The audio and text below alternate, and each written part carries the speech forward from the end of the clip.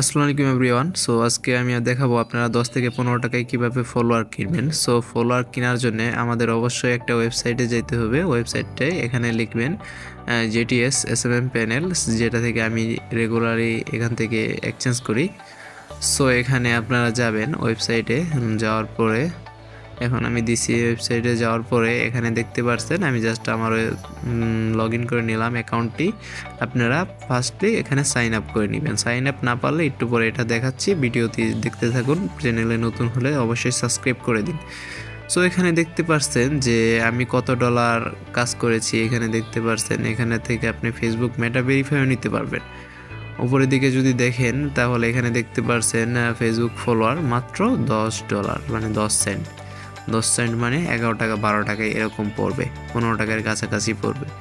So এখান থেকে আপনারা অনেক কম টাকায় ফলোয়ার কিনতে হবে। নিচের দিকে যদি দেখেন আরও অনেক অপশন আছে। এখানে দেখতে পাচ্ছেন টোটাল আমি $29 কিনে ফেলেছি এখান থেকে। সো এখানে আপনাদের ফার্স্টে কি করতে হবে, একটা অ্যাকাউন্ট ক্রিয়েট করতে হবে।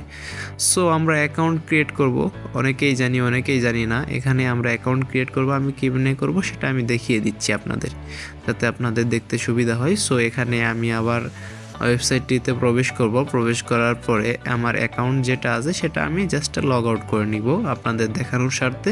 এটা লগ আউট করে আমি আবার সাইন আপ কেমনে করতে হয় সেটা আপনাকে দেখাবো। সো এখানে আমি আমার অ্যাকাউন্টটি লগ আউট করে নিচ্ছি। লগ আউট করে নেওয়ার পর এখানে দেখতে পাচ্ছেন কি কি আসছে।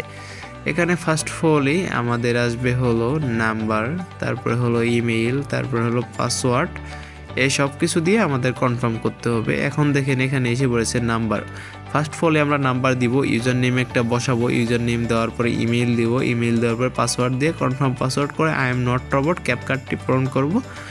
পূরণ করার পরে আমরা জাস্ট সাইন আপে ক্লিক করব। সাইন আপে ক্লিক করলে আমাদের অ্যাকাউন্টটি হয়ে যাবে। আমরা এখন জাস্ট লগ ইন করে নিব। সাইন আপ হওয়ার পরে জিমেইলে একটা মেসেজ যাবে, সেটা আপনি কনফার্ম করে নেবেন। কনফার্ম করে জাস্ট আপনি ইউজার নেম আর পাসওয়ার্ড দিয়ে লগ ইন করে নেবেন। লগ ইন করার পরে আমরা জাস্ট কিভাবে অ্যাড ফান্ড করব, কিভাবে টাকা অ্যাড করব আমি সেটা আপনাকে দেখিয়ে দিচ্ছি। সো আমার অ্যাকাউন্টটি লগ ইন হয়ে গেছে। লগ ইন হওয়ার পরে আমরা থ্রি ডটে ক্লিক করব, ক্লিক করে অ্যাড ফান্ডে ক্লিক করব। ক্লিক করার পরে আমরা মেথডটা সিলেক্ট করব। এখানে দেখতে পাচ্ছেন $1 সমান 121 টাকা। এখানে সর্বনিম্ন $0.2 অ্যাড করতে পারবেন।